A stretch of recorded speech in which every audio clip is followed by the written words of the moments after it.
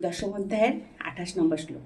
আয়ুধানাহমহং ব্রজং ধেনু নানামস্মি কামধুক প্রজনাষ্টাস্মি কন্দর্প সর্পনামস্মি বাসুকি।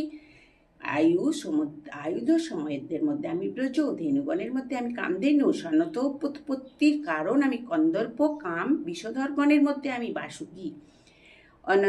অনন্তশ্চামি নাগনং বরণ সাধু যাদশামহম পিতৃনামর্জমা চস্মি যম সংযত মতামহম।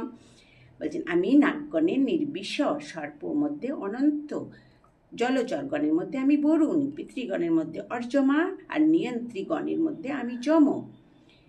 প্রহ্লাদশ্চাস্মি দৈত্যনাং কলয়াতামহম বিগানাঞ্চ মৃগেন্দ্রহম বৈনতেহশ্চ পক্ষী নাম।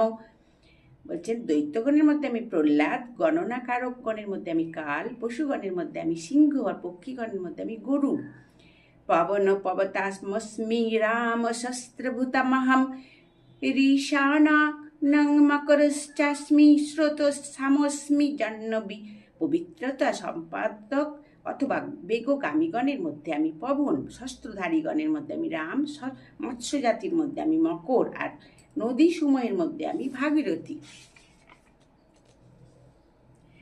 স্বর্গনামাদিরস্তশ্চ মধ্যং চৈবাহমর্জন অধ্যত্ত বিদ্যনং বাদুপবতামহম। বলছেন হে অর্জুন, আমি সৃষ্ট বস্তু সময়ের অর্থাৎ আকাশাদির মধ্য এবং অন্ত বিদ্যাসমূহের মধ্যে আমি অধ্যত্ত বিদ্যা, বাদিগণের মধ্যে আমি বাদ। হরে কৃষ্ণ হরে।